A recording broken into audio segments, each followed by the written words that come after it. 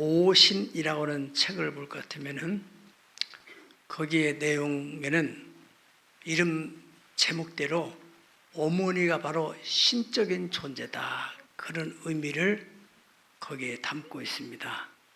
그래서 이 땅에 어머니들이 편하면 나라가 편해진다, 그런 논리를 펴고 있어요. 어머니들이 정말 행복하면은 자녀들도 당연히 자연스럽게 행복하게 산다는 거예요. 그건 배우고 못 배우고 가지고 못 가지고를 떠나서 어머니가 행복하게 사는 그 가정은 반드시 남편에게도 임파텐션이 돼요. 전이가 돼요. 그래서 남편도 다 집에만 들으면은 부인의 그 행복한 에너지가 전이가 된단 말이에요. 그래서 부부가 행복해지면은 자연히 그 행복의 은혜가 가정에 흘러가게 되는 것입니다. 인류 역사를 볼 것 같으면은 지도자에 의해서 역사가 발전하기도 하고 혹은 퇴보하기도 했습니다. 그런데 그 지도자의 배후에는 반드시 여성이 있다는 거예요. 그것은 어머니일 수도 있고 아내일 수도 있고, 우리가 너무나 잘 아는 동양의 성인 중에 한 사람인 맹자 하면은 뭐가 생각나요? 맹모 삼천지교. 맹자를 제대로 키워보고 싶어서 어머니가 3번이나 이사했다는 얘기를 여러분들이 익히 잘 알고 있기 때문에 생략하고요. 또 미국의 건국의 아버지라는 조지 워싱턴 대통령도 어머니의 영향을 많이 받았다는 것 우리가 익히 알고 있습니다.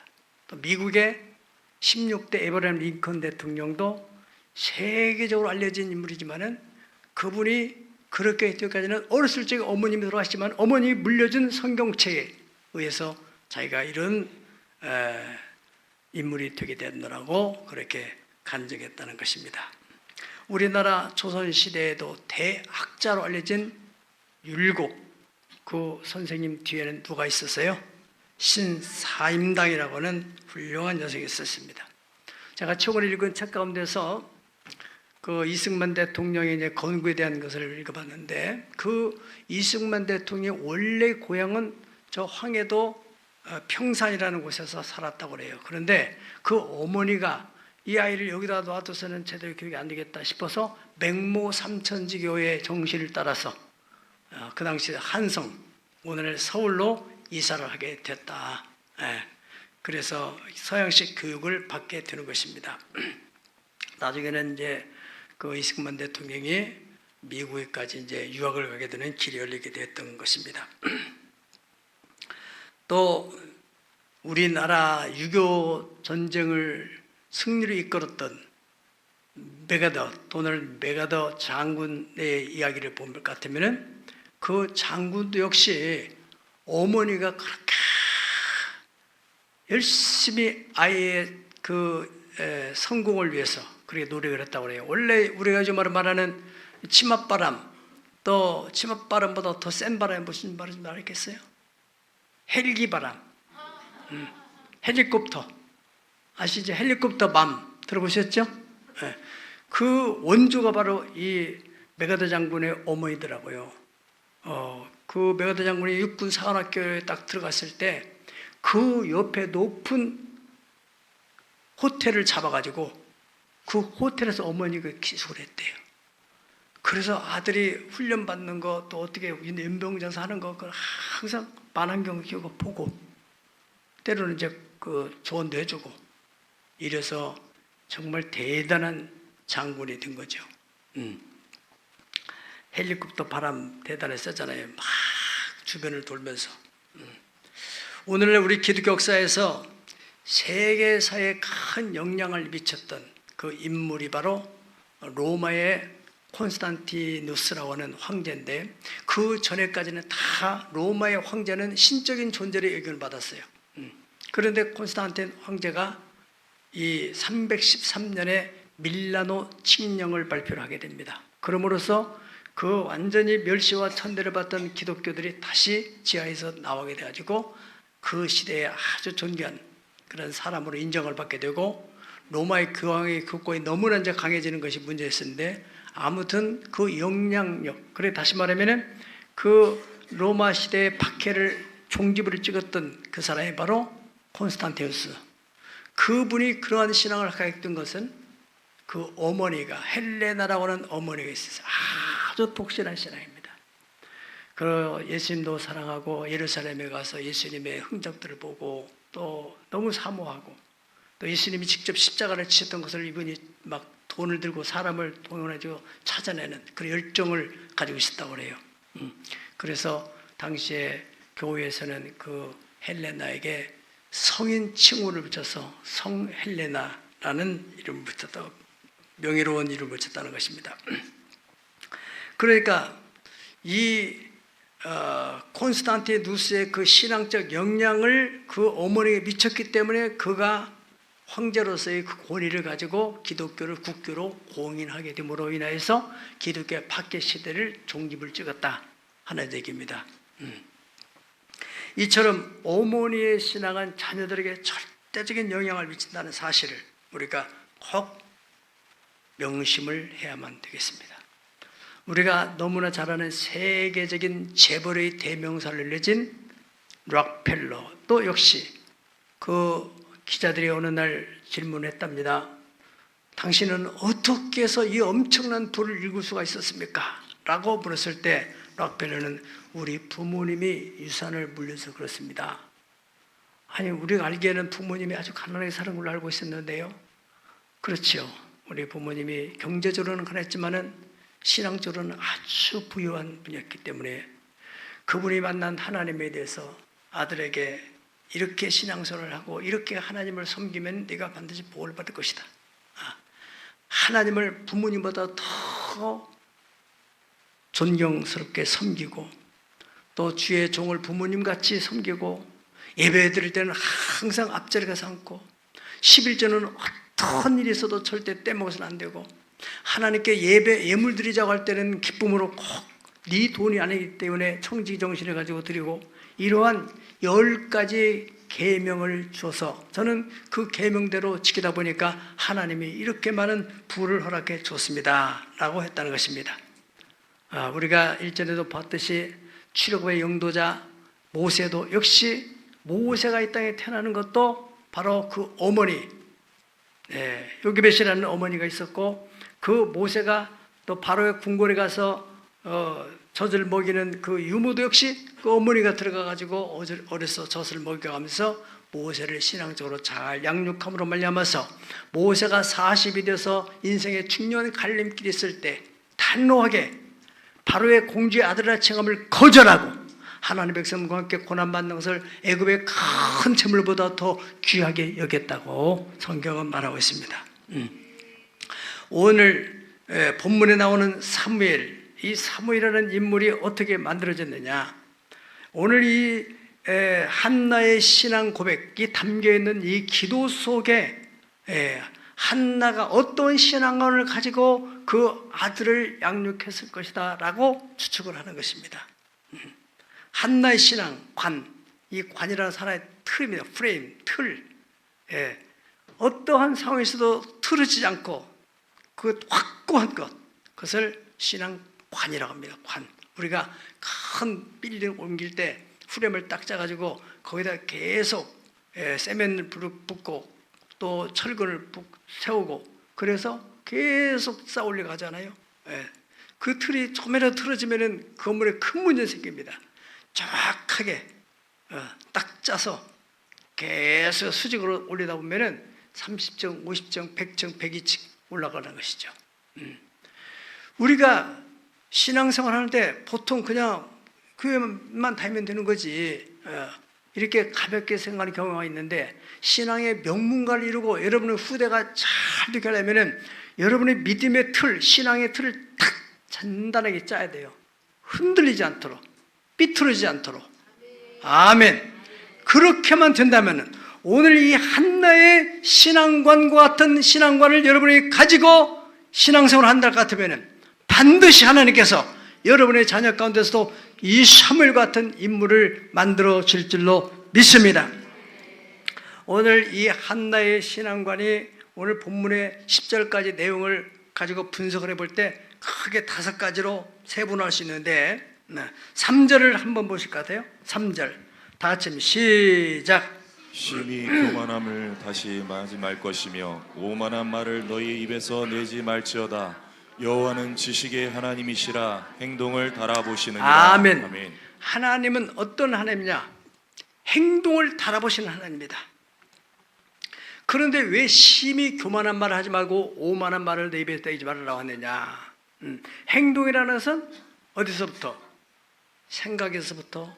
생각이 마음에 가득 찬 것이 입으로 나오게 된다는 거예요.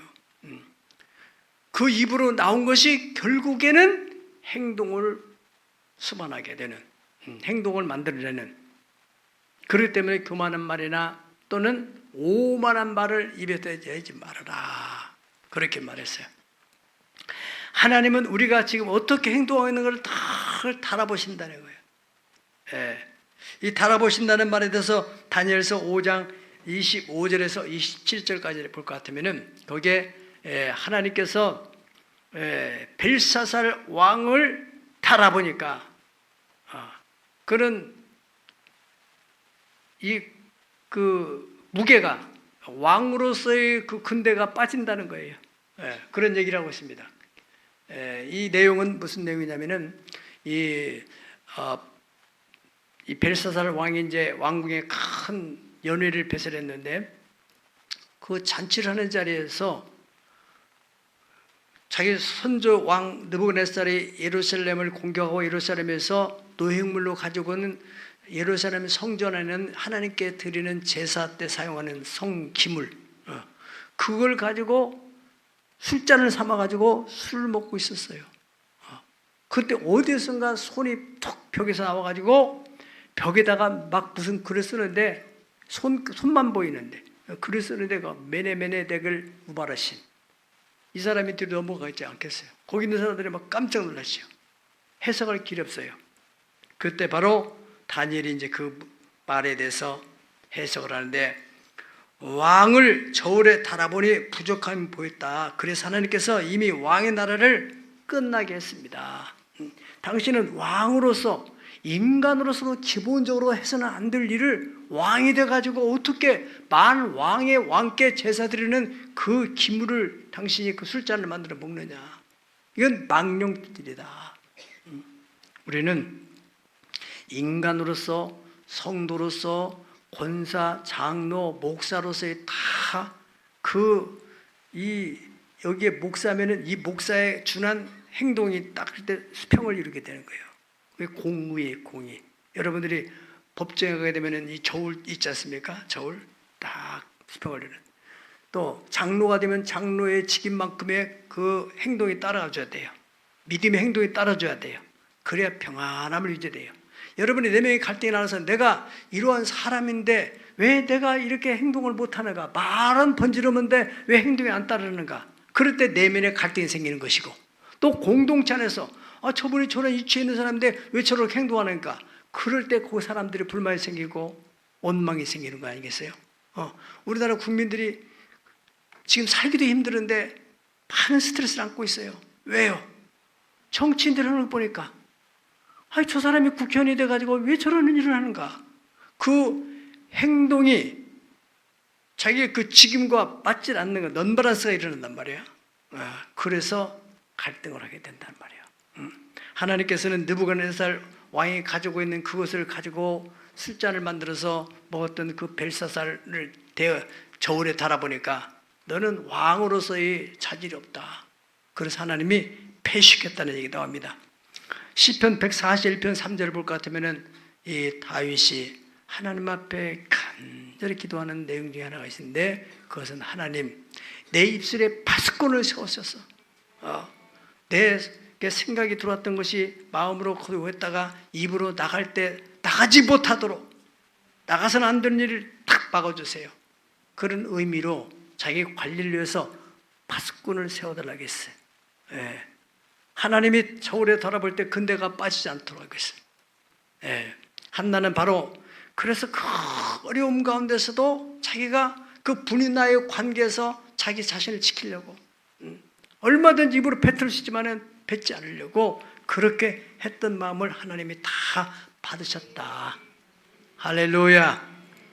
여러분들이 속상한 일이 있을지라도 그것을 사람하고 해결을 하지 말고 꼭 하나님과 해결을 해야만이 여러분의 자녀가 하나님이 쓰시는 귀한 인물이 될 줄로 믿습니다. 두 번째로 보면은 4절에서 5절까지 용사의 활은 꺾이고 넘어진 자는 힘으로 띠를 뜯도다.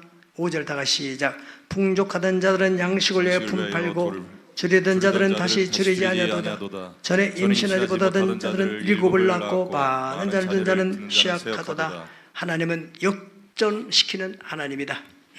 인간의 역사 속에 개발해서 우리는 꼭 기억할 것이 내가 지금 현재 갑이 지겠다면 영원한 갑이 될 수 없어요. 영원한 을이 될 수 없어요.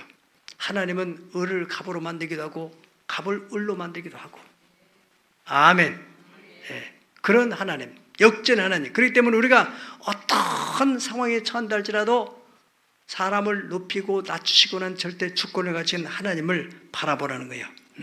용사가 활을 가지고 그 자기의 실력을 발휘하지만은 하나님이 꺾으면 용사의 일은 꺾어지고 넘어지는 다시 또 일어날 수 있고 풍족하든 지금 내가 잘 나간다 교만하면 안 됩니다. 세월을 흐르다 보면 너가 이 부를 관리할 능력이 안 된다 하면 하나님이 걷어버리시는 거예요. 네.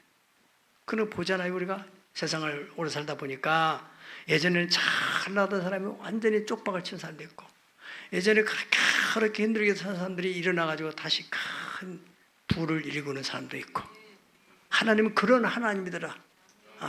이러한 그 사람을 높이고 낮추고하는 주권이 하나 있겠다는 것을 믿는다면 우리가 아무리 잘 나간다 할지라도 교만할 수 없고 아무리 뭐가 안 된다 할지라도 절망하지 않고 아멘 낙심하지 않게 된다는 것입니다. 세 번째로 한나의 신앙과는 7절 8절 있습니다. 하나님의 절대 주권 7절 8절 다 같이 봅니다. 시작. 여호와는 가난하게도 하시고 부하게도 하시며 낮추기도 하시고 높이기도 하시는도다. 가난한 자를 진토에 일으키시며 빈곤한 자를 거름에 올리사 귀족들과 함께 하시며 영광의 자를 차지하게 하시는도다. 땅의 기둥들은 여호와의 것이라 여호와께서 세계를 그것들 위해 세우셨도다. 아멘. 하나님의 절대 주권, 하나님은 사람을 죽이기도 하시고 살리기도 하시고 수월에 내리기도 하시고 거기서 끌어올리기도 하시고 사람을 가난하게도 하시고 부하게도 하시고 낮추기도 하시고 높이기도 하시고 가난한 자를 진토에서 또 거름더미에서 빈곤한 자를 일으켜가지고 귀족들과 함께 하신다. 여기 우리 소망이 있는 거 아니겠습니까? 네. 행동을 달아보신 하나님 앞에 우리가 다 이 정도는 너는 됐다. 네가 이렇게 우리가 믿음으로 산다는 것은 다시 말해 잘 들어보세요. 보통 세상 사람들은 어떤 직분에서 그 직분에 맞는 행동을 요구하는 것처럼 우리는 내가 이런 직분, 이러한 위치, 이러한 부, 이러한 명예를 얻기를 원한다면 믿음을 가지고 먼저 그렇게 하게 될 때 그때 딱 하나님이 이렇게 맞춰준다는 거예요. 밸런스가 맞도록. 네. 그게 믿음이 필요한 것입니다. 하나님은 낮은 자도 높이신다는 그 하나님을 바라보고 믿음을 가지고 그 높아지는 꿈을 가지고 명가를 세우는 꿈을 그리게 될 때 우리도 모르게 어떻게 따라와요? 행동에 따르게 되고 하나님은 그 행동과 믿음을 보시고 그 삶을 현실적으로 만들어 주신다. 현실을 바꿔줘요. 할렐루야. 그래서 영광의 자리를 차지하게 하시는데 결과적으로 하나님이 역사를 운영하시는 거 보니까 하나님께서는 땅에 기둥을 세워가지고 기둥은 곧 지도자를 말하는 거예요. 기둥을 세워가지고 그 기둥들을 위에다가 세계를 건설한다는 것입니다. 세계의 역사나 한 또 나라의 역사나 또 어떠한 조그마한 회사든지 간에 지도자 중심으로 세계가 움직이게 돼 있다는 겁니다. 아멘. 예. 그 지도자를 통해서 하나님은 역사를 발전도 시키기도 하고 또 그 백성들에게 고난을 주고 진노할 때는 나쁜 지도자를 세워가지고 고난을 주는 거예요. 예. 그렇기 때문에 우리는 지도자를 위해서도 기도해야 될 일이, 하나님이 좋은 지도자 세워두기 위해서 기도해야 되는 것입니다. 디모데후서에서는 왜 이러한 기도를 해야 되느냐? 우리가 평안하고 안정되고 고요한 생활을 하기 위해서 그래야 된다, 그렇게 말하고 있어요. 로마서 13장 1절에 2절 보면 모든 권세는 다 하나님께로부터 나지 않음이 없다. 모든 권세는 하나님이 난다. 그래서 좋은 지도자도 하나님이 권세를 줘서 좋은 지도자 리더십 바라게 하고, 나쁜 지도를 통해서 그 백성들을 어렵게 만들 때 나쁜 일을 써서 그 고난을 주게 되는데, 악인도 악한 날에 적당히 했다, 성경은 그렇게 말하고 있습니다. 사무엘상 19장 18절에서 24절을 볼 것 같으면 다윗이 사울 왕의 박해를 피해서 라마나윗으로 도망가게 됐어요. 라마나윗은 어느 곳이냐? 바로 사무엘 선지자의 고향입니다. 사무엘 선지자가 이제 고향에 가서 아마 이제 그 사울 왕도 세워놓고 자기 역할이 끝났기 때문에 이제 고향에 가서 후배 양성을 위해서, 후배 양성이라는 것은 자기와 같은 지도자를 세우려고, 선자를 세우려고 거기에 있었다. 다윗이 거기 보니까 사무엘 선지자가 수령으로 있는 거 볼 때, 수령은 강력한 카리스마를 말하는 겁니다. 수령으로 있는 거 볼 때 하나님의 임재가 거기 나타나가지고 사람들이, 사울 왕이 그 다윗을 잡으려고 그 군사들을 보내면은 라마나에서 딱 들으면 사람들이 다 그냥 뻗어버려요, 뒤로. 그래서 막 그 강력한 하나님 임재 앞에서 이 사람들이 맥을 못 추는 거예요. 그러다가 또 돌아가고 두 번, 세 번.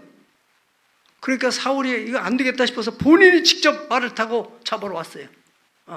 사울도 그냥 벌러덩 다 자빠져가지고 온종일 그 예언했다는 말이 있어요. 하나님의 임재가 강하게 나타나는 그것이 바로 라마나윗인데, 사무엘 선지자에게 어떻게 해서 그러한 권위가 있었느냐? 학자들의 얘기입니다. 사무엘 선지자가 그 신앙관을 형성하는 데 있어서 절대로 엘리 재상이 그 영향을 미치지 못했을 것이다. 그렇다고 엘리의 두 아들 흠니의 비너스가 미친 것도 아니고, 한나가 1년에 한 번씩 새로운 에봇을 지어 입으면서 교육을 했을 것이다, 그렇게 보는 겁니다. 바로 여기 한나가 가지고 있는 하나님의 절대 주권적인 그 권위 질서를 그 사무엘에게 가르쳤고, 그 사무엘은 거기서 다른 제자들에게도 그런 하나님의 창조 세계에는 하나님의 권위 질서를 가지고 움직이신다. 아멘. 여러분의 가정에서도 정말로 신앙의 명문가를 이루려면 부인이 물론 똑똑해요, 다 잘났어요. 그래도 남편을 꼭 세워야 됩니다. 그래 명문가가 됩니다. 아멘하기 힘드세요? 성경을 말하는 거예요, 성경을요. 지금은 남편이 기가 다 죽어서 저 부인이 완전히 부인 세상, 여자 세상이에요, 여자 세상. 하나님은 여자가 주도하라고 만들지 않고 여자는 돕는 배필로 단단한 버팀목이 되도록. 그래서 명문가들 보세요. 절대로 부인이 세상적인 표현으로 설치질 않아요. 남편을 다 항상 세워요. 유대인들이 이방인과 결혼할 때, 유대인들도 얼마든지 이방인들과 결혼하는데, 이방인 남자와 유대 여자가 결혼하게 되면은 유대인 족보에 올라가는데, 이방인 여자와 유대 남자가 결혼하게 되면은 이방인 족보에 못 올라간다는 거예요. 다시 말하면은 그 어머니가 유대인이냐 이방이냐 따라서 어머니의 기준에 의해서 유대인 족보에 올라가느냐 못 올라가느냐를 결정한다는 거예요. 그것은 뭘 말하냐? 혈통으로 그저 유대인이 피가 들어가면 유대인이 된다, 그게 아니라는 거예요. 머릿속에 유대인 마인드, 성경적 가치를 교육을 통해서 심겨진 그 아이가 유대인이 된다는 것을 그들은 인정하고 있는 것입니다. 그러니까 교육을 누가 시켜요? 어머니가 시켜요. 그래서 우리가 가정을 정말로 바르게 세우려면 남편을 잘 세워나가는 현숙한 아내 되어야 될 줄 믿습니다. 그래서 이 다윗이라는 인물이 또 그렇게 사울 왕이 그 죽이려고 두 번이나도 이렇게 위기를 만났을 때 또 자기가 사울을 죽일 수 있는 두 번의 기회를 하나님 주셨을 때도 하나님의 기름 부음 받은 자를 내가 손을 댈 수 없다 라는 그 신앙이 어디서 왔느냐? 학자들은 말하기를 라마나윗에서 사무엘 선지자를 통해서 배웠을 것이다 그렇게 보고 있는 것입니다. 다윗도 신앙관 말씀했잖아요. 프레임 탁 짜져서 하나님이 기름을 부은 자는 절대로 손을 대서는 안 된다 하는 것이 탁 사상으로 박혀있던 거예요. 그렇기 때문에 하나님께서 다윗을 그렇게 귀하게 썼다는 것을 알 수가 있습니다. 마지막 다섯 번째로 순천자는 흥하고 따라 순천자는 흥하고 역천자는 망한다. 10절을 보니까 여호와를 대적하는 자는 산산이 깨어지고 바로 역천자죠. 그러나 자기에게 자기 왕에게 힘을 주시며 자기의 기름 부음 받은 자를 뿔을 높이시리로다. 기름 부음 받은 자가 하나님이 구별한 사람, 그 사람의 뿔을 높여준다. 하나님이 구별한 사람 어떤 사람이냐? 하나님의 말씀 앞에 철저하게 순응하는 사람. 아멘. 세상과는 구별된, 세상 사람들은 자기 생각과 자기 마음과 자기 가지고 있는 그런 논리를 가지고 살아가지만은 하나님 앞에 구별된 사람들은 철저하게 하나님의 뜻 따라서 살아간다는 거예요. 그런 사람의 길은 하나님이 흥하게 하시고 하나님의 뜻을 거역하는 역천자들은 망하게 된다. 이것은 동방에서 우리가 일방적으로 배운 얘기지만은 이게 다 성서적인 가치가 있는 그런 귀한 명언인 것입니다. 그래서 하나님을 대적하는 자는 결국 망하게 되고 하나님께 순종하는 자는 하나님의 힘을 주시고 그 발을 높여주셔가지고 그로 하여금 하나님의 통치의 영역을 확장시켜 나가는 도구로 사용한다는 것입니다. 이러한 신앙관을 가지고 있던 이 한나가 바로 사무엘에게 그런 신앙적 영향을 미쳤다는 사실 꼭 기억하시고, 또 이 한나가 이 사무엘을 낳은 것을 끝내지 않고 이 사람이 아들 셋에 또 딸 둘 얻게 되는 오남의 축복을 또 다시 받게 되잖아요. 이것은 한나는 철저하게 엘리 제사장의 권위를 인정했다는 거예요. 우리가 일반적으로 생각하면 엘리 제사장은 자기도 영적 관리가 안 되고 또 자녀들을 보니까 자녀들도 완전히 엉망이고, 우리 일반적인 사람 같으면 누가 그러한 제사장의 말을 순종하고 존중할 수 있겠어요? 한나는 그게 아니라는 거예요. 어떻든 저가 저 자리에 있는 것은 하나님이 그를 통해서 일을 하신다. 그래서 엘리 제사장이 축복을 빌 때 그것을 믿음으로 받아들였다는 거예요. 받아들여. 여전히 엘리 제사장의 두 아들 홈리와 비너스가 나쁜 짓을 하고 있는 거 다 귀가 있으니까 듣고 눈이 있으니까 다 보아서 알고 있어요. 그럼에도 불구하고 한나는 그런 눈에 보이는 가식인 것에 흔들리지 않는 확고한 신앙관이 있었다는 것입니다. 무슨 신앙관이요? 하나님의 절대 주권 신앙. 따라서 하나님의 절대 주권 신앙, 그것을 하나님은 귀하게 여기셨다는 것이에요. 사랑하는 여러분, 큰 지도자 뒤에는 반드시 훌륭한 어머니나 아내가 있다는 사실. 한나의 이 신앙관이 이스라엘의 격동기에 사무엘 같은 탁월한 리더가 세워지도록 영향을 미치게 됐고, 그 혼란한 정국 속에서 이 사무엘이 그 카리스마의 권위를 가지고 사사시대를 종집을 찍고 새로운 왕정시대를 열면서 나라를 안정권으로 이끌어가게 되는 그 모티베이션, 동기가 어디서부터? 한나라부터 시작됐다는 거예요. 바라기는 어떤 환경과 어떤 감정이나 세상의 어떤 풍조에도 전혀 요동하지 않는 그런 확고한 신앙관, 하나님의 절대 주권을 인정하는 신앙관, 그런 신앙관을 가지고 있는 자녀를 통해서 하나님께서는 역사하셔서 인물을 만들어주시는데, 성경은 분명히 말씀하기를 여호와를 경외하며 그 계명을 크게 즐거워하는 자는 땅에서 잘되고 후손이 땅에서 강성해지고 정직자의 후대가 복이 있으리로다. 부유와 재물이 그 집에 있으며 그 의가 영원히 있으리라고 하시는 그 언약이 이 한나의 신앙관을 통해 하나님께서 성취시켜 주셨다는 것입니다. 하나님을 경외하는 마음, 확고한 신앙관. 그러므로 하나님이 사무엘을 세우셔서 나라의 큰 인물로 만들어주셨던 그 역사하심이 오늘 이 말씀을 듣는 저와 여러분이 그대로 적용돼서 세상 풍조는 나날에 갈려도 흔들리지 않는 견고한 하나님을 향한 신앙관으로 무장하고 믿음으로 나아갈 수 있기를 예수님의 이름으로 축복합니다. 기도하십시다.